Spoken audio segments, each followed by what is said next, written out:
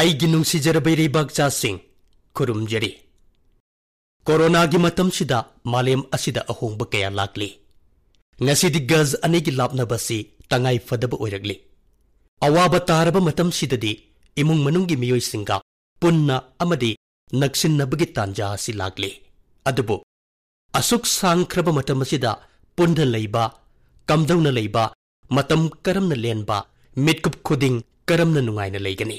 ꯑꯗꯨꯕꯨ ꯑꯌꯥꯝꯕ ꯏꯃꯨꯡꯗꯗꯤ ꯃꯁꯤꯗ ꯈꯨꯗꯣꯡ ꯆꯥꯗꯕ ꯀꯌꯥ ꯂꯥꯛꯏ꯫ ꯃꯔꯝꯗꯤ ꯑꯩꯈꯣꯏꯒꯤ ꯆꯠꯅꯕꯤ ꯑꯁꯤꯗ ꯏꯃꯨꯡ ꯃꯅꯨꯡꯗ ꯆꯦꯜꯂꯤꯕ ꯆꯠꯅꯕꯤꯒꯤ ꯏꯆꯦꯜ ꯄꯨꯝꯅꯃꯛ ꯂꯩꯇ꯭ꯔꯦ, ꯂꯣꯏꯈ꯭ꯔꯦ ꯈꯜꯂꯤꯕ ꯏꯃꯨꯡꯗꯨꯅ ꯄꯨꯟꯅ ꯂꯩꯃꯤꯟꯅꯕ ꯍꯥꯏꯕꯁꯤ ꯑꯋꯥꯕ ꯑꯃꯅꯤ꯫ ꯃꯁꯤꯕꯨ ꯀꯔꯝꯅ ꯀꯣꯛꯍꯟꯒꯗꯒꯦ? ꯋꯥꯐꯝꯗꯨ ꯀꯔꯤꯅꯣ? ꯏꯃꯨꯡ ꯈꯨꯗꯤꯡꯗ ꯑꯍꯜ ꯑꯃ ꯅꯠꯇ꯭ꯔꯒ ꯑꯃꯅ ꯏꯃꯨꯡꯒꯤ ꯃꯤꯌꯥꯝꯗ ꯋꯥꯔꯤ ꯂꯤꯗꯨꯅ ꯇꯥꯍꯜꯂꯤ꯫ ꯃꯁꯤꯅ ꯏꯃꯨꯡꯗꯨꯗ ꯑꯅꯧꯕ ꯊꯧꯅꯥ ꯍꯥꯞꯄꯤ꯫ ꯃꯇꯥꯡꯁꯤꯗ ꯑꯩꯈꯣꯏꯒꯤ ꯏꯄꯥ ꯏꯄꯨꯁꯤꯡꯅ ꯁꯦꯝꯕꯤꯔꯝꯕ ꯅꯤꯌꯣꯝꯁꯤꯡ ꯑꯁꯤ ꯀꯌꯥꯗ ꯃꯃꯜ ꯌꯥꯝꯈ꯭ꯔꯕꯅꯣ ꯍꯥꯏꯕꯗꯨ ꯈꯪꯕ ꯉꯝꯃꯤ꯫ ꯋꯥꯔꯤ ꯂꯤꯕꯒꯤ ꯍꯩꯁꯤꯡꯕ ꯃꯔꯨꯞꯁꯤꯡ, ꯋꯥꯔꯤꯒꯤ ꯄꯨꯋꯥꯔꯤꯁꯤꯗꯤ ꯑꯗꯨꯛꯀꯤ ꯃꯇꯤꯛ ꯂꯤꯔꯕꯅꯤ꯫ ꯃꯤꯑꯣꯏꯕꯅ ꯍꯦꯛ ꯂꯩꯔꯛꯄꯗꯒꯤ ꯂꯩꯔꯛꯂꯕꯅꯤ꯫ Where there is a soul, there is a story.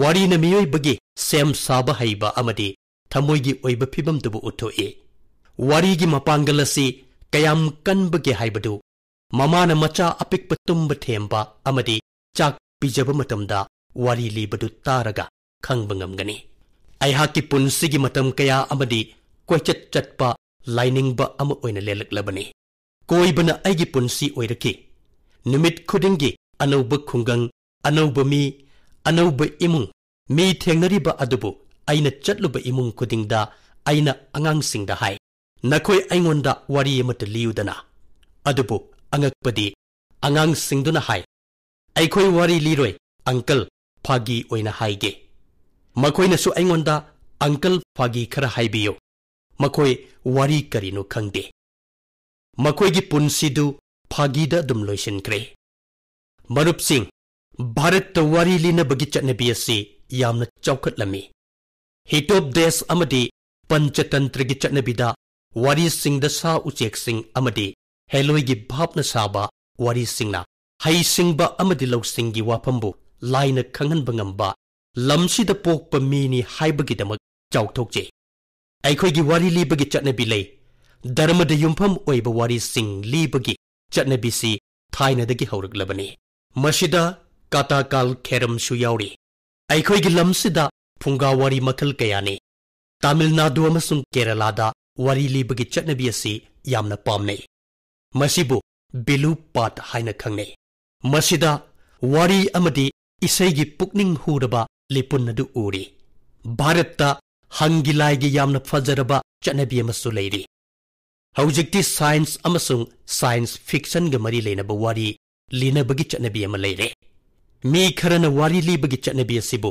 ꯍꯦꯟꯅ ꯆꯥꯎꯈꯠꯍꯟꯅꯕ ꯍꯣꯠꯅꯔꯤ꯫ gaathastory.in ꯅꯆꯤꯡꯕ ꯋꯦꯕꯁꯥꯏꯠꯀꯤ ꯃꯔꯝꯗ ꯄꯥꯎ ꯇꯥꯔꯦ꯫ ꯃꯁꯤꯕꯨ ꯑꯃꯔ ꯕ꯭ꯌꯥꯁꯅ ꯑꯇꯣꯞꯄ ꯃꯤꯁꯤꯡꯒ ꯄꯨꯜꯂꯒ ꯁꯦꯝꯕꯅꯤ꯫ ꯑꯃꯔ ꯕ꯭ꯌꯥꯁꯅ IIM ꯑꯍꯃꯗꯕꯥꯗꯇꯒꯤ MBA ꯂꯣꯏꯔꯕ ꯃꯇꯨꯡꯗ ꯃꯤꯔꯩꯕꯥꯛꯇ ꯂꯩꯔꯨꯔꯦ ꯑꯗꯨꯒ ꯑꯃꯨꯛ ꯍꯜꯂꯛꯂꯦ꯫ ꯍꯧꯖꯤꯛ ꯕꯦꯡꯒꯂꯨꯔꯨꯗ ꯂꯩꯗꯨꯅ ꯋꯥꯔꯤꯒ ꯃꯔꯤ ꯂꯩꯅꯕ ꯍꯤꯔꯝ ꯀꯌꯥꯗ ꯊꯕꯛ ꯇꯧꯔꯤ꯫ ꯚꯥꯔꯠꯀꯤ ꯈꯨꯡꯒꯪꯁꯤꯡꯒꯤ ꯋꯥꯔꯤꯕꯨ ꯍꯦꯟꯅ ꯄꯥꯝꯅꯍꯟꯅꯕ ꯍꯣꯠꯅꯔꯤ꯫ ꯕꯥꯏꯁꯥꯂꯤ ꯕ꯭ꯌꯥꯚꯥꯔꯦ ꯗꯦꯁꯄꯥꯟꯗꯦꯅꯆꯤꯡꯕ ꯃꯤꯑꯣꯏ ꯀꯌꯥꯅ ꯃꯔꯥꯊꯤ ꯂꯣꯜꯒꯤ ꯋꯥꯔꯤ ꯀꯌꯥꯕꯨ ꯃꯤꯌꯥꯝꯅ ꯄꯥꯝꯅꯍꯟꯅꯕ ꯍꯣꯠꯅꯔꯤ꯫ ꯆꯦꯟꯅꯥꯏꯒꯤ ꯁ꯭ꯔꯤ ꯕꯤꯗ꯭ꯌꯥꯚꯤꯔ ꯔꯥꯘꯕꯟꯁꯨ ꯑꯩꯈꯣꯏꯒꯤ ꯆꯠꯅꯕꯤꯒ ꯃꯔꯤ ꯂꯩꯅꯕ ꯋꯥꯔꯤ ꯀꯌꯥꯕꯨ ꯆꯠꯅꯍꯟꯕ ꯑꯃꯗꯤ ꯁꯟꯗꯣꯛꯄꯗ ꯄꯨꯛꯅꯤꯡ ꯆꯪꯂꯤ꯫ ꯃꯍꯥꯛꯅ ꯀꯥꯊꯥꯂꯦ ꯑꯃꯗꯤ ꯗ ꯏꯟꯗꯤꯌꯟ ꯁ꯭ꯇꯣꯔꯤ ꯇꯦꯂꯤꯡ ꯅꯦꯠꯋꯥꯔꯛ ꯀꯧꯕ ꯋꯦꯕꯁꯥꯏꯠ ꯑꯅꯤ ꯍꯥꯡꯗꯨꯅ ꯊꯕꯛ ꯀꯟꯅ ꯆꯠꯊꯔꯤ꯫ ꯒꯤꯊꯥ ꯔꯥꯃꯥꯅꯨꯖꯝꯅ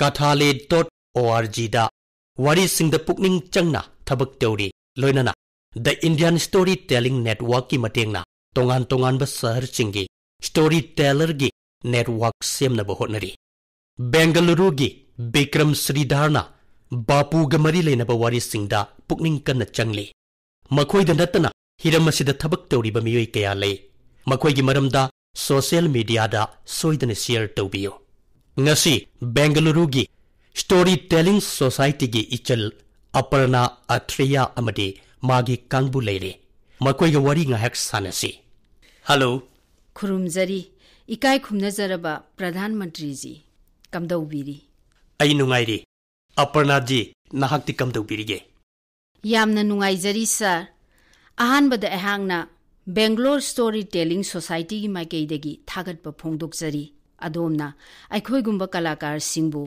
ꯃꯤꯌꯥꯝ ꯃꯃꯥꯡꯗ ꯀꯧꯗꯨꯅ ꯋꯥꯔꯤ ꯁꯥꯕꯤꯔꯤ ꯑꯩꯅ ꯇꯥꯖꯕꯗ ꯉꯁꯤꯗꯤ ꯅꯈꯣꯏꯒꯤ ꯇꯤꯝ ꯄꯨꯟꯅ ꯐꯝꯂꯤ ꯍꯥꯏ ꯑꯍꯣꯏ ꯑꯆꯨꯝꯕꯅꯤ ꯁꯔ ꯅꯍꯥꯛꯀꯤ ꯇꯤꯝꯗꯨ ꯑꯃꯨꯛꯇꯪ ꯁꯛ ꯈꯪꯍꯟꯕꯗꯤ ꯐꯩꯗꯅ ꯃꯟ ꯀꯤ ꯕꯥꯠ ꯇꯥꯕꯤꯔꯤꯕꯁꯤꯡꯅꯁꯨ ꯅꯈꯣꯏ ꯑꯃꯗꯤ ꯅꯈꯣꯏꯒꯤ ꯈꯣꯡꯖꯪꯗꯨ ꯈꯪꯍꯧꯅꯕ ꯁꯔ ꯑꯩꯒꯤ ꯃꯤꯡ ꯑꯄꯔꯅꯥ ꯊꯤꯌꯥ ꯀꯧꯏ ꯏꯆꯥ ꯑꯅꯤ ꯂꯩꯔꯦ ꯑꯩꯒꯤ ꯅꯨꯄꯥꯅ ꯏꯌꯥꯔ ꯐꯣꯔꯁꯀꯤ ꯑꯣꯐꯤꯁꯥꯔꯅꯤ ꯑꯗꯨꯒ ꯑꯩꯍꯥꯛ ꯑꯁꯤ ꯋꯥꯔꯤ ꯂꯤꯕ ꯌꯥꯝꯅ ꯄꯥꯝꯖꯕ ꯑꯃꯅꯤ ꯋꯥꯔꯤ ꯂꯤꯕꯒꯤ ꯊꯕꯛ ꯑꯁꯤ ꯑꯩꯅ ꯁꯣꯞꯋꯦꯌꯔ ꯏꯟꯗꯁꯇ꯭ꯔꯤꯗ ꯊꯕꯛ ꯇꯧꯔꯤꯉꯩꯗꯒꯤ ꯆꯍꯤ 15ꯒꯤ ꯃꯃꯥꯡꯗꯒꯤ ꯍꯧꯔꯛꯂꯕꯅꯤ ꯑꯩꯍꯥꯛꯅ CSR ꯄ꯭ꯔꯣꯖꯦꯛꯇ ꯚꯂꯟꯇꯔꯤ ꯑꯣꯏꯅ ꯊꯕꯛ ꯇꯧꯕ ꯆꯠꯄ ꯃꯇꯝ ꯑꯗꯨꯗꯅ ꯑꯉꯥꯡ ꯂꯤꯁꯤꯡ ꯀꯌꯥꯕꯨ ꯋꯥꯔꯤꯒꯤ ꯃꯇꯦꯡꯅ ꯃꯍꯩ ꯇꯝꯕꯤꯕꯒꯤ ꯈꯨꯗꯣꯡꯆꯥꯕ ꯐꯪꯈꯤ ꯑꯗꯨꯒ ꯑꯩꯅ ꯂꯤꯔꯤꯕ ꯋꯥꯔꯤꯁꯤꯡ ꯑꯗꯨ ꯑꯩꯒꯤ ꯑꯕꯣꯛꯅ ꯂꯤꯕꯤꯔꯝꯕꯅꯤ ꯑꯩꯅ ꯋꯥꯔꯤ ꯂꯤꯕꯗꯨ ꯇꯥꯔꯒ ꯑꯉꯥꯡꯁꯤꯡ ꯑꯗꯨꯒꯤ ꯃꯥꯏꯊꯣꯡꯗ ꯇꯥꯔꯤꯕ ꯅꯨꯡꯉꯥꯏꯕꯒꯤ ꯃꯃꯤꯗꯨ ꯎꯕꯗ ꯑꯩꯒꯤ ꯅꯨꯡꯉꯥꯏꯕꯁꯤ ꯀꯔꯤ ꯑꯃꯨꯛ ꯍꯥꯏꯔꯨꯔꯅꯤ ꯃꯇꯝ ꯑꯗꯨꯗ ꯁ꯭ꯇꯣꯔꯤ ꯇꯦꯂꯤꯡ ꯑꯁꯤ ꯑꯩꯒꯤ ꯄꯨꯟꯁꯤꯒꯤ ꯄꯥꯟꯗꯝꯅꯤ ꯈꯟꯖꯈꯤ ꯁꯔ ꯑꯗꯣꯝꯒꯤ ꯇꯤꯝꯗ ꯀꯅꯥ ꯀꯅꯥ ꯌꯥꯎꯔꯤꯕꯒꯦ ꯑꯩꯒꯤ ꯏꯅꯥꯛꯇ ꯁꯩꯂꯦꯖꯥ ꯁꯝꯄꯠ ꯂꯩꯔꯤ ꯈꯨꯔꯨꯝꯖꯔꯤ ꯁꯔ ꯈꯨꯔꯨꯝꯖꯔꯤ ꯉꯥꯡꯖꯔꯤꯕꯁꯤ ꯁꯩꯂꯦꯖꯥ ꯁꯝꯄꯠꯅꯤ ꯑꯩꯍꯥꯛ ꯑꯍꯥꯟꯕꯗꯗꯤ ꯑꯣꯖꯥ ꯑꯣꯏꯔꯝꯃꯤ ꯃꯗꯨꯒꯤ ꯃꯇꯨꯡꯗ ꯏꯆꯥꯁꯤꯡ ꯆꯥꯎꯔꯛꯂꯕꯗ ꯊꯤꯌꯦꯇꯔꯗ ꯊꯕꯛ ꯇꯧꯕ ꯍꯧꯈꯤ ꯑꯗꯨꯕꯨ ꯋꯥꯔꯤ ꯂꯤꯕꯅ ꯈ꯭ꯋꯥꯏꯗꯒꯤ ꯍꯦꯟꯅ ꯅꯨꯡꯉꯥꯏꯕ ꯄꯦꯟꯖꯕ ꯑꯣꯏꯔꯦ ꯊꯥꯒꯠꯆꯔꯤ ꯑꯩꯒꯤ ꯏꯅꯥꯛꯇ ꯁꯧꯃ꯭ꯌꯁꯨ ꯂꯩꯔꯤ ꯈꯨꯔꯨꯝꯖꯔꯤ ꯁꯔ ꯈꯨꯔꯨꯝꯖꯔꯤ ꯁꯔ ꯑꯩꯒꯤ ꯃꯤꯡ ꯁꯣꯡꯃꯌꯥꯁ꯭ꯔꯤ ꯅꯤꯕꯥꯁꯟ ꯀꯧꯏ ꯑꯩ ꯁꯥꯏꯀꯣꯂꯣꯖꯤꯁꯠ ꯑꯃꯅꯤ ꯑꯩꯅ ꯊꯕꯛ ꯇꯧꯕ ꯃꯇꯝꯗ ꯑꯉꯥꯡ ꯑꯃꯗꯤ ꯑꯍꯜꯁꯤꯡꯗ ꯋꯥꯔꯤ ꯂꯤꯗꯨꯅ ꯃꯤꯑꯣꯏꯕꯗ ꯌꯥꯎꯔꯤꯕ ꯔꯁ ꯃꯥꯄꯟꯗꯨ ꯎꯠꯊꯣꯛꯍꯟꯅꯕ ꯍꯣꯠꯅꯈꯤ ꯑꯃꯗꯤ ꯃꯈꯣꯏꯗ ꯃꯁꯤꯒꯤ ꯃꯇꯥꯡꯗꯁꯨ ꯅꯩꯅꯈꯤ ꯑꯩꯒꯤ ꯄꯥꯟꯗꯝꯗꯤ healing an transformative story telling ꯈꯨꯔꯨꯝꯖꯔꯤ ꯁꯔ ꯈꯨꯔꯨꯝꯖꯔꯤ ꯑꯩꯒꯤ ꯃꯤꯡ ꯑꯄꯔꯅꯥ ꯖयशंकर ꯀꯧꯏ ꯑꯩꯍꯥꯛꯅ ꯏꯃꯥ ꯏꯄꯥ ꯄꯣꯛꯄ ꯏꯄꯨ ꯏꯕꯦꯜꯁꯤꯡꯒ ꯂꯣꯏꯅꯅ ꯂꯩꯕꯥꯛꯁꯤꯒꯤ ꯃꯐꯝ ꯀꯌꯥꯗ ꯆꯥꯎꯔꯛꯈꯤ ꯃꯔꯝ ꯑꯁꯤꯅ ꯔꯥꯃꯥꯌꯟ ꯄꯨꯔꯥꯟꯁꯤꯡ ꯑꯃꯗꯤ ꯒꯤꯇꯥꯒꯤ ꯋꯥꯔꯤꯁꯤꯡ ꯅꯨꯃꯤꯗꯥꯡ ꯈꯨꯗꯤꯡꯒꯤ ꯇꯥꯕ ꯐꯪꯖꯈꯤ ꯂꯣꯏꯅꯅ ꯕꯦꯡꯒ꯭ꯂꯣꯔ ꯁ꯭ꯇꯣꯔꯤ ꯇꯦꯂꯤꯡ ꯁꯣꯁꯥꯏꯇꯤꯒꯨꯝꯕ ꯑꯣꯔꯒꯅꯥꯏꯖꯦꯁꯟ ꯂꯩꯔꯕꯅꯤꯅ ꯑꯩꯍꯥꯛ ꯋꯥꯔꯤ ꯂꯤꯕ ꯑꯃ ꯑꯣꯏꯕ ꯇꯥꯕꯅꯤ ꯑꯩꯒꯤ ꯏꯅꯥꯛꯇ ꯑꯩꯒꯤ ꯃꯔꯨꯞ ꯂꯕꯟꯌꯥ ꯄ꯭ꯔꯁꯥꯗꯁꯨ ꯂꯩꯔꯤ ꯂꯕꯟꯌꯥꯖꯤ ꯈꯨꯔꯨꯝꯖꯔꯤ ꯈꯨꯔꯨꯝꯖꯔꯤ ꯁꯔ ꯑꯩ ꯏꯂꯦꯛꯇ꯭ꯔꯤꯀꯦꯜ ꯏꯟꯖꯤꯅꯤꯌꯔꯅꯤ ꯑꯗꯨꯕꯨ ꯍꯧꯖꯤꯛꯇꯤ ꯄ꯭ꯔꯣꯐꯦꯁꯅꯦꯜ ꯁ꯭ꯇꯣꯔꯤ ꯇꯦꯂꯔ ꯑꯣꯏꯔꯦ ꯑꯩꯒꯤ ꯏꯄꯨꯕꯣꯛꯅ ꯂꯤꯕꯤꯕ ꯋꯥꯔꯤꯁꯤꯡ ꯑꯗꯨꯗ ꯆꯥꯎꯔꯛꯈꯤ ꯑꯩ ꯁꯦꯅꯤꯌꯔ ꯁꯤꯇꯤꯖꯦꯟꯁꯤꯡꯒꯤꯗꯃꯛ ꯊꯕꯛ ꯇꯧꯔꯤ ꯑꯩꯒꯤ ꯄ꯭ꯔꯣꯖꯦꯛꯀꯤ ꯃꯃꯤꯡ ꯔꯨꯠꯁ ꯀꯧꯏ ꯑꯩꯍꯥꯛꯅ ꯃꯈꯣꯏꯒꯤ ꯏꯃꯨꯡ ꯃꯅꯨꯡꯁꯤꯡꯒꯤꯗꯃꯛ ꯃꯈꯣꯏꯒꯤ ꯄꯨꯟꯁꯤꯒꯤ ꯋꯥꯔꯤ ꯗꯣꯀꯨꯃꯦꯟꯇꯦꯁꯟ ꯇꯧꯔꯤ ꯂꯕꯟꯌꯥꯖꯤ ꯊꯥꯒꯠꯆꯔꯤ ꯅꯍꯥꯛꯅ ꯍꯥꯏꯕꯒꯨꯝꯅ ꯑꯩꯍꯥꯛꯅꯁꯨ ꯃꯃꯥꯡꯗ ꯃꯟ ꯀꯤ ꯕꯥꯠꯇ ꯑꯗꯣꯝꯒꯤ ꯏꯃꯥ ꯏꯄꯥ ꯄꯣꯛꯄ ꯏꯄꯨ ꯏꯕꯦꯟꯁꯤꯡꯗ ꯃꯈꯣꯏꯒꯤ ꯑꯉꯥꯡ ꯑꯣꯏꯔꯤꯉꯩꯒꯤ ꯋꯥꯔꯤꯁꯤꯡ ꯍꯪꯉꯨ ꯑꯃꯗꯤ ꯃꯗꯨꯕꯨ ꯔꯦꯀꯣꯔꯗ ꯇꯧꯁꯤꯜꯂꯨ ꯌꯥꯝꯅ ꯀꯥꯟꯅꯔꯛꯀꯅꯤ ꯍꯥꯏꯅ ꯑꯗꯨꯕꯨ ꯅꯍꯥꯛꯅ ꯅꯁꯥꯒꯤ ꯃꯔꯝꯗ ꯍꯥꯏꯔꯛꯄꯗꯨ ꯌꯥꯝꯅ ꯅꯨꯡꯉꯥꯏ ꯅꯍꯥꯛꯀꯤ ꯋꯥ ꯉꯥꯡꯕꯒꯤ ꯍꯩꯁꯤꯡꯕ ꯑꯃꯗꯤ ꯋꯥꯍꯩ ꯈꯖꯤꯛꯇꯪꯅ ꯌꯥꯝꯅ ꯐꯖꯅ ꯅꯁꯥꯕꯨ ꯃꯁꯛ ꯇꯥꯛꯆꯕꯗꯨ ꯌꯥꯝꯅ ꯐꯖꯩ ꯍꯟꯅ ꯍꯟꯅ ꯊꯥꯒꯠꯆꯔꯤ ꯊꯥꯒꯠꯆꯔꯤ ꯁꯔ ꯊꯥꯒꯠꯆꯔꯤ ꯍꯧꯖꯤꯛ ꯃꯟ ꯀꯤ ꯕꯥꯠ ꯇꯥꯕꯤꯔꯤꯕꯁꯤꯡꯅ ꯋꯥꯔꯤ ꯇꯥꯅꯤꯡꯂꯝꯒꯗꯕ ꯃꯥꯜꯂꯤ ꯋꯥꯔꯤ ꯑꯃ ꯑꯅꯤꯗꯪ ꯂꯤꯕꯤꯕ ꯌꯥꯒꯗ꯭ꯔꯥ ꯁꯣꯏꯗꯅ ꯂꯤꯖꯒꯦ ꯂꯥꯏꯕꯛ ꯐꯕꯅꯤ ꯁꯔ ꯇꯥꯕꯤꯁꯤ ꯅꯤꯡꯊꯧ ꯑꯃꯒꯤ ꯋꯥꯔꯤꯅꯤ ꯅꯤꯡꯊꯧꯒꯤ ꯃꯃꯤꯡꯅ ꯀ꯭ꯔꯤꯁꯅꯗꯦꯕ ꯔꯥꯏ ꯑꯗꯨꯒ ꯃꯥꯒꯤ ꯂꯩꯕꯥꯛꯀꯤ ꯃꯃꯤꯡꯅ ꯕꯤꯖꯣꯏꯅꯒꯔ ꯀꯧꯏ ꯌꯥꯝꯅ ꯃꯇꯤꯛ ꯃꯒꯨꯟ ꯂꯩꯕ ꯅꯤꯡꯊꯧꯅꯤ ꯃꯥꯒꯤ ꯑꯁꯣꯏꯕ ꯑꯃ ꯍꯥꯏꯔꯕꯗ ꯃꯥꯒꯤ ꯈ꯭ꯋꯥꯏꯗꯒꯤ ꯅꯨꯡꯁꯤꯖꯔꯕ ꯃꯟꯇ꯭ꯔꯤ ꯇꯦꯅꯥꯂꯤ ꯔꯥꯃꯥ ꯑꯗꯨꯒ ꯆꯤꯟꯖꯥꯛꯅꯤ ꯅꯤꯡꯊꯧꯅ ꯅꯨꯃꯤꯠ ꯈꯨꯗꯤꯡꯒꯤ ꯑꯌꯨꯛꯀꯤ ꯆꯥꯛꯂꯦꯟꯒꯤꯗꯃꯛ ꯑꯍꯥꯎꯕ ꯃꯊꯦꯜ ꯀꯌꯥ ꯆꯥꯕ ꯐꯪꯂꯅꯤ ꯍꯥꯏꯅ ꯈꯟꯗꯨꯅ ꯉꯥꯏ ꯑꯗꯨꯕꯨ ꯅꯨꯃꯤꯠ ꯈꯨꯗꯤꯡꯒꯤ ꯃꯥꯒꯤ ꯆꯥꯛ ꯊꯣꯡꯕꯅ ꯃꯍꯥꯎ ꯌꯥꯎꯗꯕ ꯑꯦꯟꯁꯥꯡ ꯉꯥꯛꯇ ꯄꯤꯖꯩ ꯈꯣꯡꯗ꯭ꯔꯨꯝ ꯃꯥꯏꯔꯦꯟ ꯁꯦꯕꯣꯠ ꯚꯦꯂꯦꯟꯗ꯭ꯔꯤ ꯑꯁꯨꯝꯅ ꯁꯨꯝ ꯇꯧꯕꯁꯤꯗ ꯅꯣꯡꯃꯗꯤ ꯅꯤꯡꯊꯧꯅ ꯆꯥꯛ ꯆꯥꯔꯝꯕꯗꯒꯤ ꯁꯥꯎꯅ ꯄꯨꯈꯝꯗꯨ ꯂꯪꯂꯛꯏ ꯑꯗꯨꯒ ꯃꯥꯒꯤ ꯆꯥꯛ ꯊꯣꯡꯕ ꯑꯗꯨꯗ ꯌꯥꯊꯪ ꯇꯥꯎꯊꯔꯛꯏ ꯍꯌꯦꯡꯗꯤ ꯑꯍꯥꯎꯕ ꯃꯊꯦꯜ ꯊꯣꯡꯉꯨ ꯅꯠꯇ꯭ꯔꯒꯅ ꯐꯥꯁꯤꯒꯤ ꯁꯒꯥꯏ ꯀꯥꯅꯅꯕ ꯁꯦꯝ ꯁꯥꯔꯣ ꯆꯥꯛ ꯊꯣꯡꯕꯗꯨ ꯀꯤꯕꯅ ꯂꯣꯏꯔꯦ ꯍꯧꯖꯤꯛꯄꯨ ꯑꯅꯧꯕ ꯃꯅꯥ ꯃꯁꯤꯡ ꯀꯗꯥꯏꯗꯒꯤ ꯂꯧꯔꯨꯗꯣꯏꯅꯣ ꯆꯥꯛ ꯊꯣꯡꯕꯗꯨ Tenali Ramagi manakta chumdring chenkhre aduga wari pumba lirure. Madu tabada Tenali Ramana upai takpirakle. Mathangi numit jungbada ningthaudu chak chananabagidamakta changlakle aduga chak thongbadu kauraga hairei. Ngasi ahawba enjang thongbra natraga ai fasigi sagai semurora. Chak thongbaduna kina thunamak pukham tengkot hangdoktuna sem sare. Ningthaubu fong saba chak enjang haptuna pijaba haure. Enjang du anobani ningthaudu haraure. Mana khajiktang laukhatuna mahawtangle.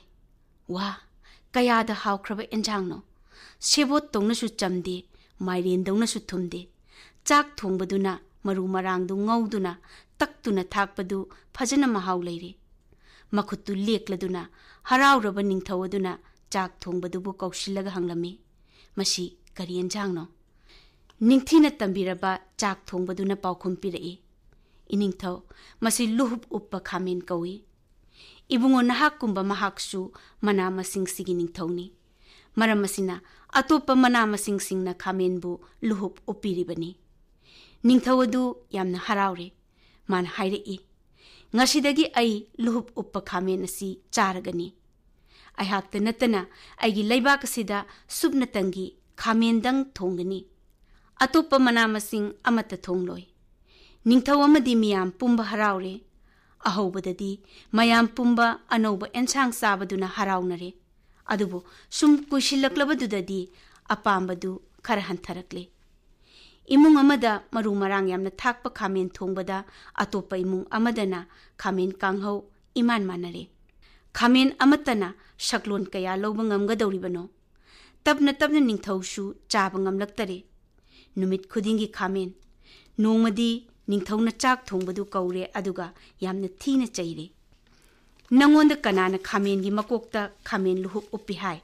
Laibakasida kanamatana khamen chaba yararoi.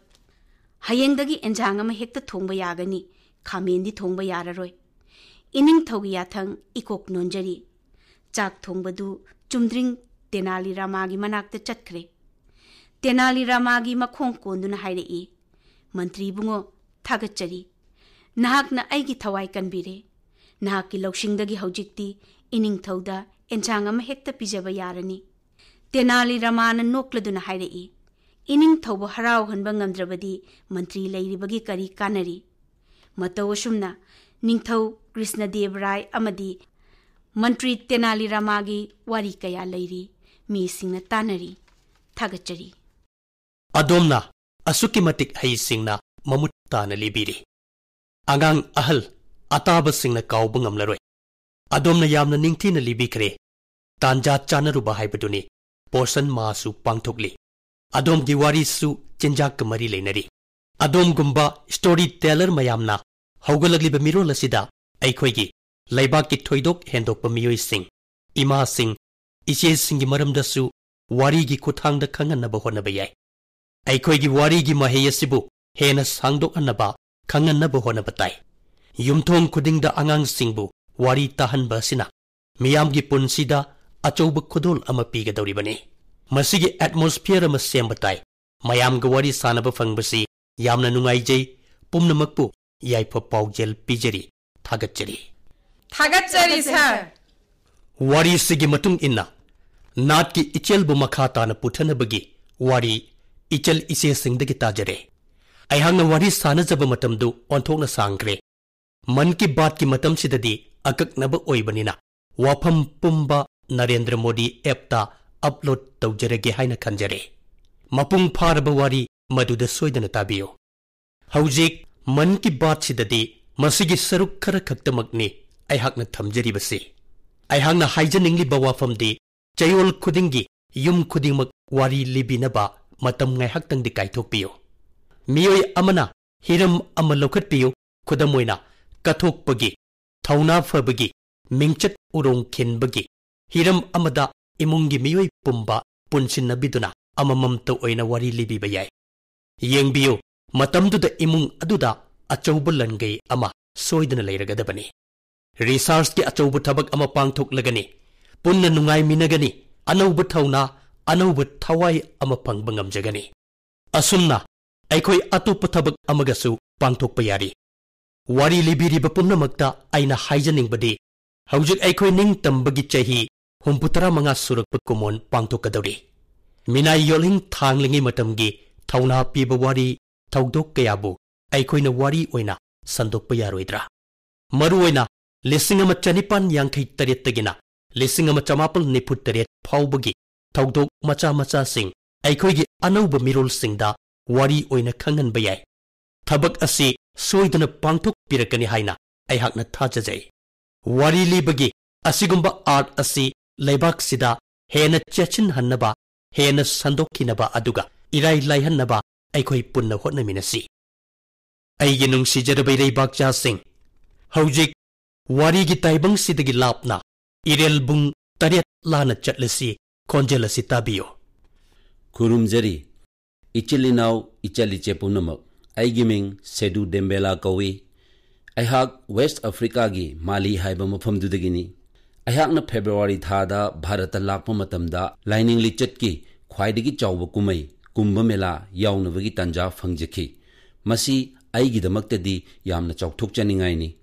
Kumbh Mela ꯌꯥꯎꯕ ꯐꯪꯖꯕꯗꯨ ꯌꯥꯝꯅ ꯅꯨꯡꯉꯥꯏ, ꯑꯗꯨꯒ ꯚꯥꯔꯠꯀꯤ ꯀꯜꯆꯔꯕꯨ ꯎꯔꯨꯕꯒ ꯃꯗꯨꯗꯒꯤ ꯇꯝꯕ ꯌꯥꯕ ꯀꯌꯥꯃꯨꯛ ꯐꯪꯖꯔꯛꯈꯤ꯫ ꯑꯩꯅ ꯍꯥꯏꯖꯅꯤꯡꯕꯗꯤ ꯚꯥꯔꯠꯀꯤ ꯃꯔꯝꯗ ꯈꯔꯒ ꯍꯦꯟꯅ ꯈꯪꯕ, ꯇꯝꯕ ꯐꯪꯖꯅꯕ ꯑꯩꯈꯣꯏꯕꯨ ꯑꯃꯨꯛ ꯍꯟꯅ ꯚꯥꯔꯠꯇ ꯂꯥꯛꯄ ꯌꯥꯍꯟꯕꯤꯌꯨ ꯍꯥꯏꯕꯁꯤꯅꯤ꯫ ꯈꯨꯔꯨꯝꯖꯔꯤ꯫ ꯃꯁꯤꯅꯤ ꯃꯥꯂꯤꯒꯤ ꯁꯦꯗꯨ ꯗꯦꯝꯕꯦꯂꯦꯒꯤ ꯋꯥꯐꯝ꯫ ꯃꯁꯤꯕꯨ ꯅꯨꯡꯉꯥꯏꯇ꯭ꯔꯅꯦ?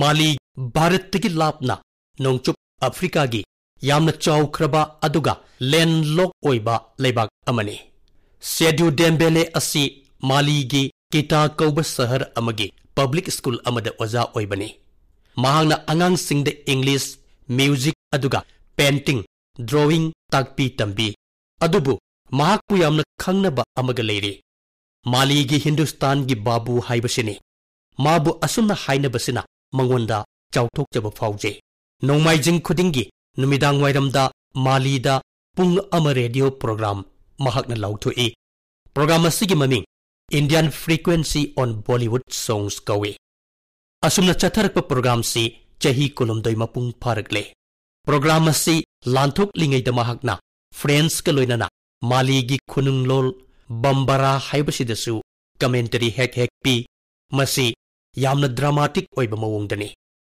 ꯚꯥꯔꯠꯄꯨ ꯃꯍꯥꯛꯅ ꯌꯥꯝꯅ ꯅꯨꯡꯁꯤꯖꯩ꯫ ꯚꯥꯔꯠ ꯍꯦꯟꯅ ꯅꯛꯁꯤꯟꯅꯔꯨꯕꯗꯒꯤ ꯑꯇꯣꯞꯄ ꯃꯔꯝ ꯑꯃꯁꯨ ꯃꯍꯥꯛꯀꯤ ꯂꯩꯖꯔꯤ꯫ ꯃꯍꯥꯛ 15 ꯑꯣꯒꯁꯇ ꯄꯣꯛꯏ꯫ ꯍꯧꯖꯤꯛ ꯄꯨꯡ 2ꯒꯤ ꯑꯣꯏꯅ ꯄ꯭ꯔꯣꯒ꯭ꯔꯥꯝ ꯑꯃꯁꯨ ꯅꯣꯡꯃꯥꯏꯖꯤꯡ ꯈꯨꯗꯤꯡꯒꯤ ꯄꯨꯡ 9ꯗꯒꯤ ꯁꯦꯗꯨꯖꯤꯅ ꯍꯧꯗꯣꯛꯂꯦ꯫ ꯃꯁꯤꯗ ꯃꯍꯥꯛꯅ ꯕꯣꯂꯤꯋꯨꯗꯀꯤ ꯐꯤꯜꯝ ꯃꯄꯨꯝ ꯑꯃꯒꯤ ꯋꯥꯔꯤꯁꯤ ꯐ꯭ꯔꯦꯟꯁ ꯑꯃꯗꯤ ꯕꯝꯕꯥꯔꯥ ꯂꯣꯜꯗ ꯂꯤꯗꯨꯅ ꯇꯥꯍꯜꯂꯤ꯫ ꯏꯃꯣꯁꯅꯦꯜ ꯁꯤꯟꯒꯤ ꯋꯥꯔꯤ ꯌꯥꯎꯔꯛꯄ ꯃꯇꯥꯡꯗ ꯋꯥꯔꯤ ꯂꯤꯔꯤꯕ ꯃꯍꯥꯛꯅ ꯑꯇꯥꯕꯁꯤꯡꯒ ꯄꯨꯟꯅ ꯀꯞꯃꯤꯟꯅꯩ꯫ ꯚꯥꯔꯠꯀꯤ ꯅꯥꯠꯀ ꯁꯦꯗꯨꯖꯤꯒ ꯁꯛꯈꯪꯅꯈꯤꯕꯗꯤ ꯃꯍꯥꯛꯀꯤ ꯃꯄꯥ ꯏꯕꯨꯡꯉꯣꯅꯅꯤ꯫ ꯃꯄꯥ ꯏꯕꯨꯡꯉꯣꯁꯤ ꯁꯤꯅꯦꯃꯥ ꯑꯃꯁꯨꯡ ꯊꯤꯌꯦꯇꯔꯗ ꯊꯕꯛ ꯇꯧꯔꯝꯃꯤ, ꯑꯗꯨꯒ ꯃꯐꯝꯗꯨꯗ ꯚꯥꯔꯠꯀꯤ ꯐꯤꯜꯝꯁꯨ ꯎꯠꯂꯝꯃꯤ꯫ ꯍꯟꯗꯛꯀꯤ 15 ꯑꯣꯒꯁꯇ ꯃꯍꯥꯛꯅ ꯍꯤꯟꯗꯤꯗ ꯚꯤꯗꯤꯑꯣ ꯑꯃ ꯁꯦꯝꯗꯨꯅ ꯚꯥꯔꯠꯀꯤ ꯃꯤꯑꯣꯏꯁꯤꯡꯗ ꯅꯤꯡꯇꯝꯕ ꯅꯨꯃꯤꯠꯀꯤ ꯌꯥꯏꯐ ꯄꯥꯎꯖꯦꯜ ꯄꯤꯔꯛꯈꯤ꯫ ꯉꯁꯤꯗꯤ ꯃꯈꯣꯏꯒꯤ ꯏꯃꯨꯡꯒꯤ ꯃꯆꯥ ꯃꯁꯨ ꯄꯨꯝꯕ ꯚꯥꯔꯠꯀꯤ ꯖꯥꯇꯤꯒꯤ ꯏꯁꯩ ꯏꯔꯥꯏ ꯂꯥꯏꯅ ꯁꯛꯄ ꯉꯝꯃꯤ꯫ ꯃꯌꯥꯝꯅ ꯚꯤꯗꯤꯑꯣ ꯑꯅꯤꯗꯨ ꯁꯣꯏꯗꯅꯃꯛ ꯌꯦꯡꯕꯤꯌꯨ, ꯑꯗꯨꯒ ꯃꯍꯥꯛꯅ ꯚꯥꯔꯠꯄꯨ ꯅꯨꯡꯁꯤꯖꯕꯗꯨ ꯈꯪꯕꯤꯌꯨ꯫ ꯁꯦꯗꯨꯖꯤꯅ ꯀꯨꯝꯚꯗ ꯂꯥꯛꯄꯤꯔꯝꯕ ꯃꯇꯝꯗꯨ ꯑꯩꯍꯥꯛꯅ ꯎꯅꯖꯍꯧꯏ꯫ ꯃꯍꯥꯛ ꯗꯦꯂꯤꯒꯦꯁꯟꯒꯤ ꯁꯔꯨꯛ ꯑꯃ ꯑꯣꯏꯅ ꯃꯐꯝꯗꯨꯗ ꯂꯥꯛꯈꯤꯕꯅꯤ꯫ ꯃꯍꯥꯛꯅ ꯚꯥꯔꯠꯄꯨ ꯅꯨꯡꯁꯤꯖꯕ, ꯈꯣꯏꯗꯥꯖꯕꯁꯤ ꯇꯁꯦꯡꯅꯃꯛ ꯑꯩꯈꯣꯏꯒꯤꯗꯃꯛꯇꯗꯤ ꯌꯥꯝꯅ ꯆꯥꯎꯊꯣꯛꯆꯅꯤꯡꯉꯥꯏꯅꯤ꯫ ꯑꯩꯒꯤ ꯅꯨꯡꯁꯤꯖꯔꯕ ꯏꯔꯩꯕꯥꯛꯆꯥꯁꯤꯡ, ꯑꯩꯈꯣꯏꯒꯤ ꯂꯝꯗꯝꯁꯤꯗ ꯍꯥꯏꯅꯕ ꯋꯥꯐꯝ ꯑꯃ ꯂꯩ, ꯃꯥꯂꯦꯝ ꯂꯩꯁꯥꯒ ꯑꯗꯨꯛꯀꯤ ꯆꯦꯠꯁꯤꯟꯃꯤꯟꯅꯔꯤꯕ ꯃꯈꯩ ꯀꯟꯕꯗꯒꯤꯁꯨ ꯀꯜꯂꯕ ꯅꯣꯡꯂꯩ ꯅꯨꯡꯁꯤꯠ ꯀꯌꯥꯗꯁꯨ ꯂꯦꯡꯗꯅ ꯂꯩꯕ ꯉꯝꯃꯤ ꯍꯥꯏꯕꯁꯤꯅꯤ꯫ ꯀꯣꯔꯣꯅꯥꯒꯤ ꯑꯁꯤꯒꯨꯝꯂꯕ ꯋꯥꯔꯕ ꯃꯇꯝ ꯑꯁꯤꯗ ꯑꯩꯈꯣꯏꯒꯤ ꯂꯧꯎ ꯁꯤꯡꯎꯒꯤ ꯂꯝꯗ ꯑꯩꯈꯣꯏꯒꯤ ꯂꯧꯃꯤꯁꯤꯡ ꯑꯁꯤ ꯃꯁꯤꯒꯤ ꯑꯆꯪꯕ ꯈꯨꯗꯝꯅꯤ꯫ ꯈꯨꯗꯣꯡꯊꯤꯕꯒꯤ ꯑꯁꯤꯒꯨꯝꯕ ꯇꯥꯟꯖꯥ ꯑꯁꯤꯗꯁꯨ ꯏꯔꯩꯕꯥꯛꯁꯤꯒꯤ ꯂꯧꯎ ꯁꯤꯡꯎꯒꯤ ꯂꯝꯗ ꯃꯁꯥꯒꯤ ꯇꯧꯕ ꯉꯝꯕ ꯃꯉꯥꯜꯗꯨ ꯎꯠꯊꯣꯛꯄꯤꯔꯤ꯫ ꯃꯔꯨꯞꯁꯤꯡ, ꯂꯩꯕꯥꯛꯁꯤꯒꯤ ꯂꯧꯎ ꯁꯤꯡꯎꯒꯤ ꯂꯝ, ꯑꯩꯈꯣꯏꯒꯤ ꯂꯧꯃꯤ, ꯑꯩꯈꯣꯏꯒꯤ ꯈꯨꯡꯒꯪ ꯑꯥꯠꯃꯥꯅꯤꯔꯚꯔ ꯚꯥꯔꯠꯇ ꯌꯨꯝꯐꯝ ꯑꯣꯏꯕꯅꯤ꯫ ꯃꯈꯣꯏꯁꯤꯡꯁꯤꯅ ꯆꯦꯠꯂꯕꯗꯇ ꯑꯥꯠꯃꯥꯅꯤꯔꯚꯔꯒꯤ ꯌꯨꯝꯐꯝꯁꯨ ꯆꯦꯠꯀꯗꯧꯔꯤꯕꯅꯤ꯫ ꯍꯧꯈꯤꯕ ꯃꯇꯝ ꯈꯔꯁꯤꯗ ꯂꯝꯁꯤꯡꯁꯤꯗ ꯂꯤꯄꯨꯟ ꯀꯌꯥꯗꯒꯤ ꯃꯁꯥꯕꯨ ꯅꯤꯡꯇꯝꯍꯟꯖꯔꯦ꯫ ꯊꯥꯖꯕ ꯀꯌꯥ ꯑꯃꯁꯨ ꯊꯥꯗꯣꯛꯆꯕ ꯉꯝꯖꯔꯦ꯫ ꯂꯧꯃꯤ ꯀꯌꯥꯗꯒꯤ ꯑꯩ ꯆꯤꯊꯤ ꯐꯪꯖꯩ꯫ ꯂꯨꯞ ꯀꯌꯥꯒꯁꯨ ꯋꯥꯔꯤ ꯁꯥꯖꯩ꯫ ꯃꯈꯣꯏꯅ ꯇꯥꯛꯄꯤꯔꯛꯄꯒꯤ ꯃꯇꯨꯡ ꯏꯟꯅ ꯍꯧꯖꯤꯛꯇꯤ ꯂꯧ ꯎꯕ ꯃꯇꯝꯗ ꯑꯅꯧꯕ ꯃꯑꯣꯡ ꯀꯌꯥ ꯑꯃ ꯌꯥꯎꯁꯤꯜꯂꯛꯂꯦ, ꯑꯑꯣꯟꯕ ꯑꯃ ꯂꯥꯛꯂꯦ ꯍꯥꯏꯕꯁꯤꯅꯤ꯫ ꯂꯧꯃꯤꯁꯤꯡꯁꯤꯒꯤ ꯋꯥꯐꯝ ꯈꯔ ꯑꯩꯍꯥꯛꯅ ꯃꯟ ꯀꯤ ꯕꯥꯠꯇ ꯊꯝꯖꯅꯤꯡꯉꯤ꯫ ꯍꯔꯤꯌꯥꯅꯥꯒꯤ ꯁꯣꯅꯤꯄꯠ ꯖꯤꯂꯥꯗꯒꯤ ꯁ꯭ꯔꯤ ꯀꯟꯋꯔ ꯆꯧꯍꯥꯟ ꯀꯧꯕ ꯂꯧꯃꯤ ꯏꯆꯤꯜ ꯏꯅꯥꯎ ꯑꯃꯅ ꯇꯥꯛꯄꯤꯔꯛꯏ꯫ ꯃꯇꯝ ꯑꯃꯗ ꯍꯩ ꯔꯥ ꯃꯅꯥ ꯃꯁꯤꯡꯁꯤꯡꯁꯤ ꯀꯩꯊꯦꯜ ꯅꯠꯇꯕꯗ ꯌꯣꯟꯕꯗ ꯌꯥꯝꯅ ꯑꯋꯥꯕ ꯑꯃ ꯑꯣꯏꯔꯝꯃꯤ꯫ ꯀꯩꯊꯦꯜꯒꯤ ꯋꯥꯡꯃꯗ ꯍꯦꯛ ꯌꯣꯜꯂꯨꯕꯗ ꯍꯩ ꯔꯥ ꯃꯅꯥ ꯃꯁꯤꯡꯗ ꯅꯠꯇꯅ ꯒꯥꯔꯤ ꯐꯥꯎꯕ ꯐꯥꯖꯤꯟꯕꯤꯈꯤ꯫ ꯑꯗꯨꯕꯨ 2013ꯗ ꯍꯩ ꯔꯥ ꯑꯃꯗꯤ ꯃꯅꯥ ꯃꯁꯤꯡꯁꯤꯡꯗꯒꯤ APMC ꯑꯦꯛ ꯂꯧꯊꯣꯛꯄꯤꯈ꯭ꯔꯦ꯫ ꯃꯁꯤꯅ ꯃꯍꯥꯛꯅ ꯃꯥꯒꯤ ꯃꯅꯥꯛ ꯅꯛꯄꯗ ꯂꯩꯔꯤꯕ ꯂꯧꯃꯤ ꯏꯆꯤꯜ ꯏꯅꯥꯎꯁꯤꯡꯗ ꯀꯥꯟꯅꯕ ꯌꯥꯝꯅ ꯐꯪꯍꯜꯂꯦ꯫ ꯆꯍꯤ 4 ꯃꯃꯥꯡꯗ ꯃꯍꯥꯛꯅ ꯃꯥꯒꯤ ꯈꯨꯡꯒꯪꯒꯤ ꯂꯧꯃꯤ ꯃꯔꯨꯞ ꯃꯄꯥꯡ ꯈꯔꯒ ꯂꯣꯏꯅꯅ ꯂꯧꯃꯤꯒꯤ ꯄꯣꯠꯊꯣꯛ ꯄꯨꯊꯣꯛꯄ ꯂꯨꯞ ꯑꯃ ꯂꯤꯡꯈꯠꯈꯤ꯫ ꯉꯁꯤꯗꯤ ꯃꯈꯣꯏꯅ ꯁ꯭ꯋꯤꯠ ꯀꯣꯔꯟ ꯑꯃꯗꯤ ꯕꯦꯕꯤ ꯀꯣꯔꯟ ꯊꯥꯗꯨꯅ ꯗꯦꯜꯂꯤꯒꯤ ꯑꯖꯥꯗꯄꯨꯔ ꯃꯟꯗꯤ, ꯑꯆꯧꯕ ꯔꯤꯇꯦꯜ ꯆꯦꯟ ꯑꯃꯗꯤ 5-star ꯍꯣꯇꯦꯜ ꯀꯌꯥꯃꯔꯨꯝꯗ ꯍꯛꯊꯦꯡꯅꯅ ꯁꯞꯄ꯭ꯂꯥꯏ ꯇꯧꯔꯦ꯫ ꯉꯁꯤꯗꯤ ꯂꯧꯃꯤꯁꯤꯡꯅ ꯁ꯭ꯋꯤꯠ ꯀꯣꯔꯟ ꯑꯃꯗꯤ ꯕꯦꯕꯤ ꯀꯣꯔꯟꯒꯤ ꯂꯧꯕꯨꯛꯇꯒꯤ ₹2.5 3 ꯐꯥꯎꯕ ꯑꯦꯀꯔ ꯑꯃꯗ ꯆꯍꯤꯒꯤ ꯑꯣꯏꯅ ꯐꯪꯂꯤ꯫ ꯃꯁꯤꯗꯁꯨ ꯅꯠꯇꯅ ꯈꯨꯡꯒꯪ ꯑꯁꯤꯃꯛꯀꯤ ꯂꯧꯃꯤ 60ꯃꯨꯛꯇꯒꯤ ꯍꯦꯟꯕꯅ ꯅꯦꯠ ꯍꯥꯎꯁ ꯁꯥꯗꯨꯅ, ꯄꯣꯂꯤ ꯍꯥꯎꯁ ꯁꯥꯗꯨꯅ ꯈꯥꯃꯦꯟ ꯑꯁꯤꯟꯕ, ꯊꯕꯤ, ꯁꯤꯝꯂꯥ ꯃꯣꯔꯣꯛ ꯃꯁꯤꯒꯤ ꯇꯣꯉꯥꯟꯕ ꯚꯦꯔꯥꯏꯇꯤꯁꯤꯡ ꯄꯨꯊꯣꯛꯇꯨꯅ ꯆꯍꯤꯗ ꯑꯦꯀꯔ ꯑꯃꯗ ₹1,12,000 ꯐꯥꯎꯕ ꯇꯥꯟꯕ ꯉꯝꯂꯦ꯫ ꯃꯈꯣꯏꯗ ꯇꯣꯞ-ꯇꯣꯞꯄ ꯀꯔꯝꯕ ꯋꯥꯐꯝ ꯑꯃ ꯂꯩꯕꯒꯦ ꯍꯥꯏꯕꯗꯨ ꯈꯪꯕꯤꯕ꯭ꯔꯥ?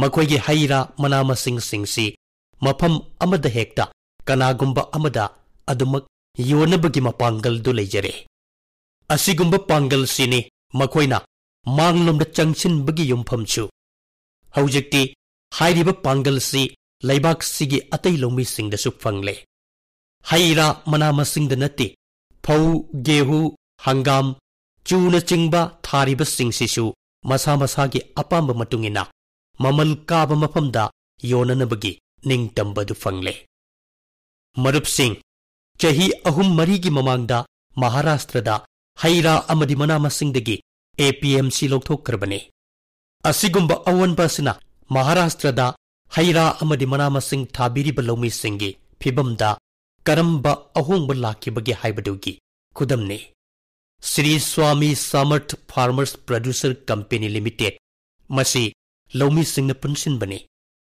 ꯄꯨꯅꯦꯒ ꯃꯨꯝꯕꯥꯏꯒꯗ ꯆꯌꯣꯜꯒꯤ ꯑꯣꯏꯕ ꯀꯩꯊꯦꯜꯁꯤ ꯂꯧꯃꯤ ꯃꯁꯥꯅ ꯁꯦꯝꯖꯩ꯫ ꯍꯥꯏꯔꯤꯕ ꯀꯩꯊꯦꯜꯁꯤꯗ ꯆꯥꯎꯔꯥꯛꯅ ꯈꯨꯡꯒꯪ 60ꯃꯨꯛꯀꯤ ꯂꯧꯃꯤ 3,900ꯃꯨꯛꯅ ꯂꯧꯃꯤꯒꯤ ꯄꯣꯠꯊꯣꯛ ꯍꯛꯊꯦꯡꯅꯅ ꯌꯣꯜꯂꯤ, ꯃꯔꯛꯀꯤ ꯃꯤ ꯌꯥꯎꯗꯦ꯫ ꯈꯨꯡꯒꯪꯒꯤ ꯅꯍꯥꯔꯣꯜꯁꯤꯡ ꯀꯩꯊꯦꯜꯗ ꯄꯣꯠ ꯌꯣꯟꯕ ꯑꯃꯗꯤ ꯂꯧꯎ ꯁꯤꯡꯎꯗ ꯍꯛꯊꯦꯡꯅꯅ ꯁꯔꯨꯛ ꯌꯥꯔꯤ꯫ ꯃꯁꯤꯅ ꯂꯧꯃꯤꯁꯤꯡꯗ ꯍꯛꯊꯦꯡꯅꯅ ꯀꯥꯟꯅꯕ ꯐꯪꯍꯜꯂꯤ ꯑꯗꯨꯒ ꯅꯍꯥꯔꯣꯜꯁꯤꯡꯗꯁꯨ ꯊꯕꯛ ꯐꯪꯍꯜꯂꯤ꯫ ꯑꯇꯣꯞꯄ ꯈꯨꯗꯝ ꯑꯃꯅ ꯇꯥꯃꯤꯜ ꯅꯥꯗꯨꯒꯤ ꯊꯦꯂꯤ ꯖꯤꯂꯥꯒꯤꯅꯤ꯫ ꯇꯥꯃꯤꯜ ꯅꯥꯗꯨ ꯂꯐꯣꯏ ꯐꯥꯔꯃꯔ ꯄ꯭ꯔꯣꯗ꯭ꯌꯨꯁꯔ ꯀꯝꯄꯦꯅꯤ ꯍꯥꯏꯔꯤꯕ ꯀꯝꯄꯦꯅꯤꯁꯤ ꯃꯃꯤꯡꯇꯒꯤ ꯑꯣꯏꯅ ꯀꯝꯄꯦꯅꯤ ꯍꯥꯏꯖꯕꯅꯤ꯫ ꯇꯁꯦꯡꯕꯗꯤ ꯃꯁꯤ ꯂꯧꯃꯤ ꯈꯔꯅ ꯄꯨꯟꯁꯤꯜꯂꯒ ꯁꯦꯝꯕꯅꯤ꯫ ꯆꯍꯤ 5-6ꯀꯤ ꯃꯃꯥꯡꯗꯒꯤ ꯁꯦꯝꯂꯛꯂꯕ ꯊꯧꯔꯥꯡꯅꯤ꯫ ꯍꯥꯏꯔꯤꯕ ꯂꯧꯃꯤ ꯀꯥꯡꯕꯨꯁꯤꯅ ꯂꯣꯛꯗꯥꯎꯟꯒꯤ ꯃꯇꯝꯁꯤꯗ ꯃꯅꯥꯛ ꯅꯛꯄ ꯈꯨꯡꯒꯪꯁꯤꯡꯗꯒꯤ ꯃꯅꯥ ꯃꯁꯤꯡ ꯃꯦꯇ꯭ꯔꯤꯛ ꯇꯟ ꯀꯌꯥ, ꯍꯩ ꯔꯥ ꯑꯃꯗꯤ ꯂꯐꯣꯏꯅꯆꯤꯡꯕ ꯂꯧꯁꯤꯟꯗꯨꯅ ꯆꯦꯟꯅꯥꯏ ꯁꯍꯔꯗ ꯃꯅꯥ ꯃꯁꯤꯡꯒꯤ ꯀꯣꯝꯕꯣ ꯀꯤꯠ ꯐꯪꯍꯟꯈꯤ꯫ ꯈꯟꯗꯨꯅ ꯌꯦꯡꯕꯤꯌꯨ, ꯅꯍꯥꯔꯣꯜ ꯀꯌꯥꯃꯔꯨꯝꯅꯣ ꯃꯈꯣꯏꯅ ꯊꯕꯛ ꯄꯤꯔꯤꯕ, ꯑꯗꯨꯒ ꯑꯃꯨꯛ ꯅꯨꯡꯉꯥꯏꯖꯔꯤꯕꯗꯤ ꯃꯔꯛꯀꯤ ꯃꯤ ꯌꯥꯎꯗꯕꯅ ꯂꯧꯃꯤꯁꯤꯡꯅ ꯃꯗꯨꯒꯤ ꯀꯥꯟꯅꯕꯗꯨ ꯃꯄꯨꯡ ꯐꯥꯅ ꯐꯪꯖꯔꯦ ꯑꯗꯨꯒ ꯂꯩꯔꯤꯕ ꯀꯥꯡꯕꯨꯗꯨꯁꯨ ꯀꯥꯟꯅꯕꯁꯤꯡꯁꯤ ꯐꯪꯍꯜꯂꯦ꯫ ꯃꯇꯧ ꯑꯁꯨꯝꯅ ꯂꯈꯅꯧꯗꯁꯨ ꯑꯁꯤꯒꯨꯝꯕ ꯂꯧꯃꯤꯒꯤ ꯀꯥꯡꯂꯨꯞ ꯑꯃ ꯂꯩ꯫ ꯏꯔꯥꯗꯥ ꯐꯥꯔꯃꯔ ꯄ꯭ꯔꯣꯗ꯭ꯌꯨꯁꯔ ꯍꯥꯏꯅ ꯃꯈꯣꯏꯅ ꯃꯃꯤꯡ ꯊꯣꯜꯂꯤ꯫ ꯃꯈꯣꯏꯅꯁꯨ ꯂꯣꯛꯗꯥꯎꯟ ꯃꯅꯨꯡꯁꯤꯗ ꯂꯧꯃꯤꯁꯤꯡꯒꯤ ꯂꯧꯕꯨꯛꯇꯒꯤ ꯍꯩ ꯔꯥ ꯃꯅꯥ ꯃꯁꯤꯡꯁꯤꯡꯁꯤ ꯍꯛꯊꯦꯡꯅꯅ ꯂꯧꯔꯒ ꯂꯈꯅꯧ ꯀꯩꯊꯦꯜꯗ ꯑꯄꯥꯝꯕ ꯃꯃꯜꯗ ꯌꯣꯜꯂꯤ꯫ ꯃꯔꯨꯞꯁꯤꯡ, ꯒꯨꯖꯔꯥꯠꯇ ꯕꯅꯥꯁꯀꯥꯟꯊꯒꯤ ꯔꯥꯝꯄꯨꯔꯥ ꯈꯨꯡꯒꯪꯗ ꯏꯁꯃꯥꯏꯜ ꯚꯥꯏ ꯀꯧꯕ ꯂꯧꯃꯤ ꯑꯃ ꯂꯩ꯫ mahaki wari sisu yamna nungai.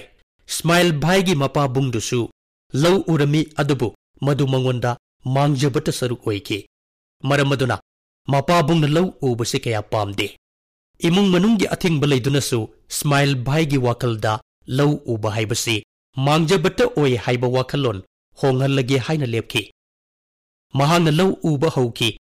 Anauba innovative thaurang laukatuna mahakna drip ki pambaina ising chaiduna alu thaba hauki. Ngasidi mahak alu gidamakta masak naiba haibadu oire. Mahaki alu du quality yamna fai achau achauba company singda hakthengnana yoli amadi sendong ningtina fangi. Haujikti mahakna mapagi sendol pumbadu singdokjare. Yamna maru oiriba wafam amadi Smile bhaina mahaki punsida awanba purakpada natana magi akoibada leiriba laumi kayamukisu mateng pangli. Marup sing haujiki matamda lau singuda aikoina anauba mawong hapchiliba makai manglomda changsinba helakani. Anauba innovation sing tholakani. Manipurda leiba Bijoy Santigi anauba innovation sigi maramda paksan na ngangnarakli. Mahakna thambal makoktagi lang sananaba start-up ama hogdokre. Ngasidi mahaki innovation asina maram oiraga thambal thaba amadi textile gi lamda anauba lambi ama yatle. Aigi nungsijarabay leibakcha sing aihak mayambu haukraba wari amada ngaihak puduna chatningi. Chahi chamaga amamuk suraba wafamne. Lising ama chamapal taramapan gini. Angrez gi sasan matamda Jallianwala Bagh maral leijadraba kaya tamthina hatki. Aduga mihat mipungi matungda chahi 12 suraba nupa macha ama thogdok thokphamduda chatki. Mahaki pukning maka lamna ingaw ngaujaba nupa machani. Adubu Jallianwala Bagh mahakna ururibadudi mahaki wakalgi wangmadani. Mahak nungbang naki khalle asuk tamthibasibu haunabarane. Tanauriba mahaki thamuida asaw bana mairi thokna chaglaki. Jallianwala Bagh mahak Angrez sasan gi mayokta lan tawgani haina wasaki. Mayam khangbirabra kanagi maramdano aihakna haijaribase. Mane Shahid Bhagat Singh gi maramdani aihakna haijaribase. Hayeng September gi 19 asi aikoi Shahid Bir Bhagat Singh gi kumon pangthokani. Aihakna ireicha pumbaga loinana thauna fabagi saktam oiriba Shahid Bir Bhagat Singh gi mapamda kok nonjari. Hainaribani makoigi sasandadi numit taba leite haina. Adubu adugumba aduk mapangal laikraba makoi chahi kulumdoi khaki nahadabu kiki.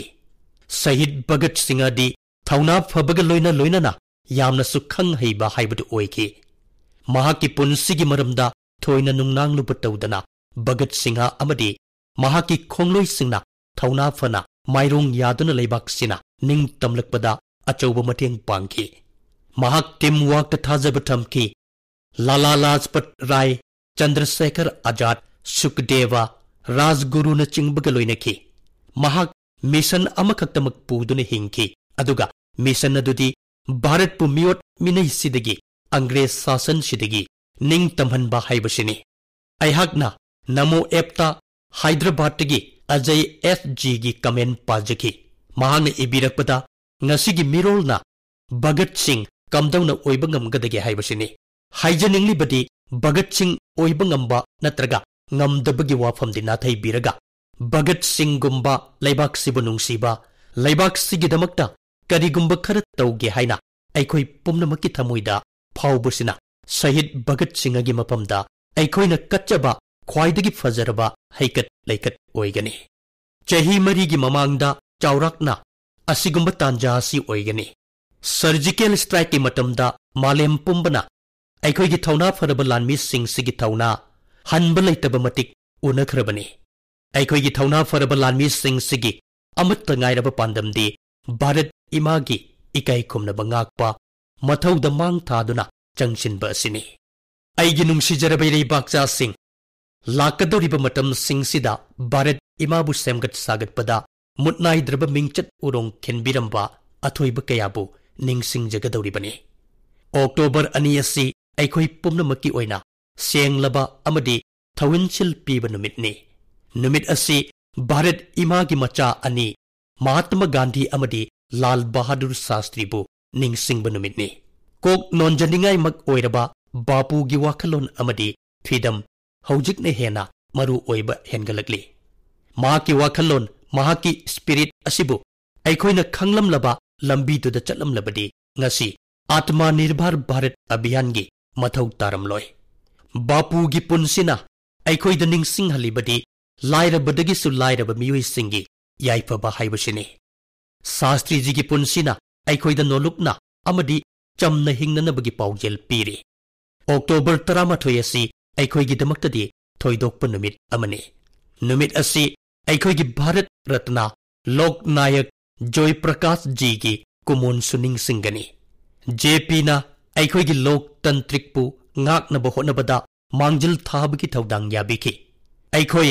Bharat Ratna Nanaji Deshmukh पुचुनिंग सिंगजरी महाकी कुमोनसु तारीख 13 अदुमक तारी अनिमक यामना नक्नब मरुपसु ओइखि October गी तांग 12 असि राजमाता विजयराजे सिंकिया जी गिसु कुमोन तारी महाकी पुनसी मियोइब सेबागिदमक कथोखि महाक निंगथौ कोलदगी चौरकपनि महाकी मरल लई मापांगल लई अमदी अतोप पोटलम सिंगी अवाटप अमत लेते अदुमोइनमक महाकना महाकी पुनसीबु मामा अमा ओइना मचा नुंगसीबगी वाखलोंदा मियामगी सेबागिदमक कथोखि महाकी थमोइ यामना चावे अक्टोबर 12 असि मागी चही चामसुबा मपोक कुमोन पालोनगी लोइसिनब नुमित ओइगनी ngasi aina राजमाता गी मरमदा वारी सारिंगै मतमसिदा यामना थमोइ छोकप थौदोक अमनिंग सिंगलए अइना महाकी चही कया थबक तौमिनबगी खुदोंग चाबा फंगकी थौदोक कयाने अदुबु ngasiदी अइ थौदोक अमगी मरमदा हाइजगे कन्याकुमारीदगी काश्मीर फाउबगी एकता यात्रा अमा चटकी मदुगी लुचिंगबना डॉक्टर मुरली मनोहर जोशी ने दिसंबर जनवरी गी इंगबा तरत चिंगसिनबा मतमने अखोइ नोंयाई मतुंग पुंग अमा अद्वाइदा मध्य प्रदेश की ग्वालियर मनाक्ता शिवपुरी यौरे इरु माइथजरगा तुम्मगा हयेंगी थौदांग तौगदबने चौराकना पुंग अनि तारमलगने अइ इरु माइथजरगा तुमनब थौरांग तौरी कनानो अमना थोंग थिलए थोंग हांगलुबदा राजमाता लेप्तुना लेरमने इंख्रबा अहिंगदुदा राजमाताबु उबदा अइ पाखतले अइना माबु खुरुमजरे अइना हंगे इमा अहिंगसिदा महाकना हाइरए नत्ते Ibungo Modi ji संगोम थउ संगोम असाब थकलग तुमलो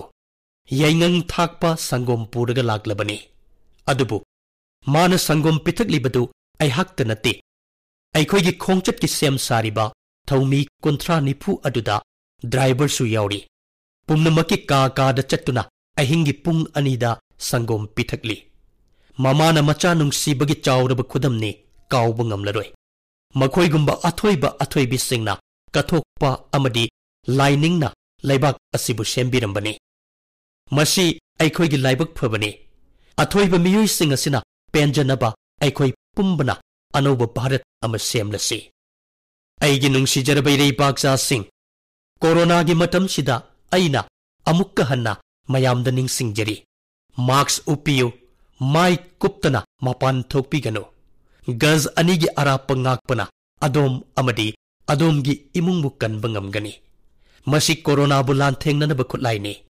miyamgi punsibu kannana pambaine aikoina kauroidabadi hidak leitriba faubadi komthok loidabani adom amadi adomgi imung manung haksang phana leibiyu yaipa paujel asiga loinana mayam hanna thagatchari khurumjari